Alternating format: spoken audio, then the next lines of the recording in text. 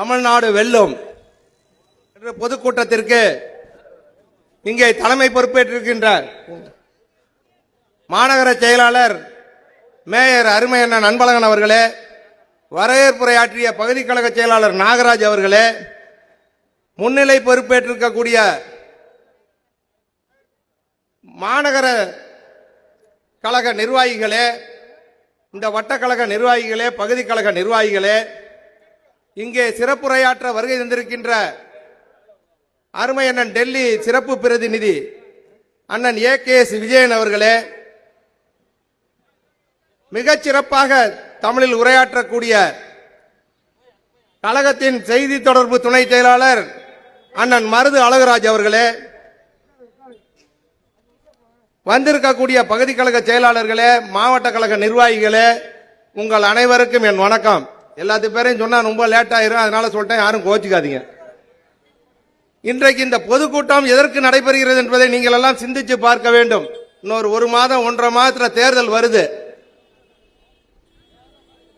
இன்றைக்கு எப்படிப்பட்ட சூழ்நிலையில் இந்த தேர்தலை திமுக சந்திக்க போகிறது என்பதை நீங்கள் எல்லாம் விளங்கிக் கொள்ள வேண்டும்.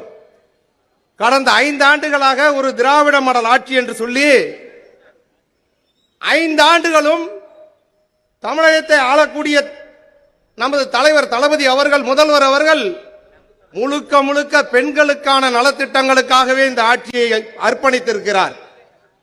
எல்லாரும் சொல்றாங்க, ஆனா செய்யறது யார்?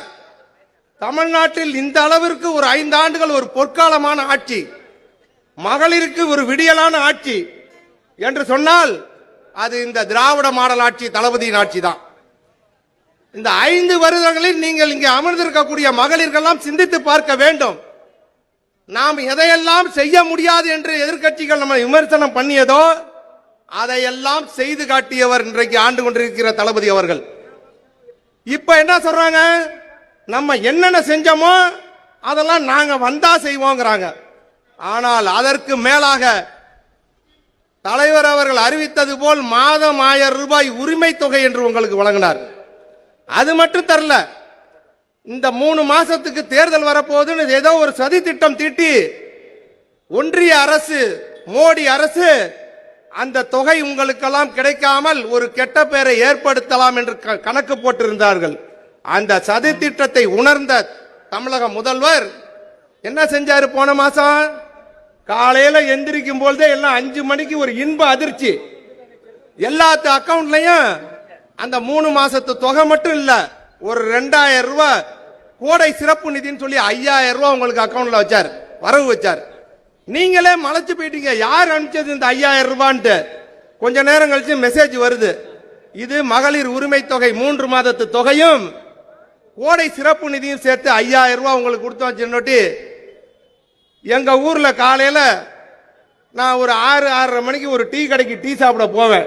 அந்த டீ கடையில நின்றுட்டு இருக்கும் பொழுது ஒரு 2-3 நண்பர்கள் வந்து சொன்னாங்க, எங்க வீட்டுக்காரம்மாவுக்கு 5000 ரூபாய் வந்துருச்சுன்னு சொல்றாங்க அப்படின்னாங்க. எதுக்கு வந்துச்சுன்னு தெரியலன்னாங்க. கொஞ்ச நேரம் கழிச்சு அந்த நண்பரே சொன்னாரு, தலைவர் அவர்கள் தளபதி 5000 ரூபாய் வரவு வச்சுட்டாரு பொம்பளைங்க உரிமை தொகை, மகளிர் உரிமை தொகையில அப்படின்னாரு. சரி பரவாயில்ல, எவ்வளவு பெரிய இது, யாருக்குமே தெரியாம ஒரு ரகசியத்தை எப்படி மிக சிறப்பாக ஒரு சதி திட்டத்தை முறியடித்து இருக்கிறார். அது மட்டும் இல்ல, கொஞ்ச நேரம் கழிச்சு நான் அப்படியே ஒரு வண்டி எடுத்துக்கிட்டு எங்க ஊர்ல ஒரு 7-8 ஏடிஎம் இருக்கு, பேங்க் ஏடிஎம் இருக்கு. அந்த பக்கம் இப்படி போனாலும் போகும்பொழுது ஏடிஎம் எல்லாம் நீண்ட வரிசையில் பெண்கள்.